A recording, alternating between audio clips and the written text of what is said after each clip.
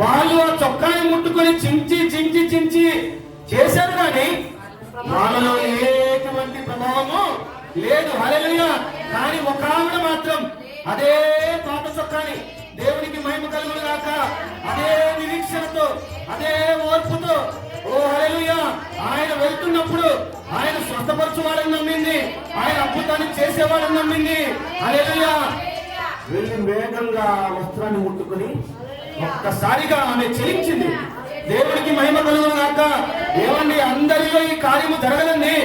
ఎవడైతే నమ్ముతున్నాడో, ఎవడైతే దేవుని వైపు బలంగా చూస్తున్నాడో, కనీసము ఆయన కనుదృష్టి పడ్డ నా కుటుంబం బాగుపడుతుందనే నిరీక్షణ ఎవరిలో అయితే ఉందో, హల్లెలూయా, వారికి మాత్రమే ఈ వాక్యం ఆపాదించబడుతుంది.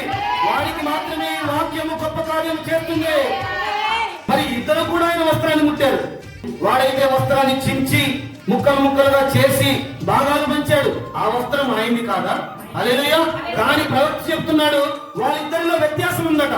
ఒకే సంఘంలో ఉన్న ఇద్దరు విశ్వాసుల్లో కూడా ఈ రోజు వ్యత్యాసం ఉంది. ఇతర విశ్వాసుల్లో నమ్మకాలలో వ్యత్యాసం ఉంది, వాళ్ళ నిరీక్షణలో వ్యత్యాసం ఉంది.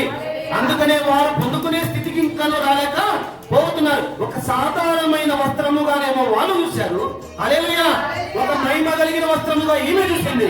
దేవునికి స్తోత్రం.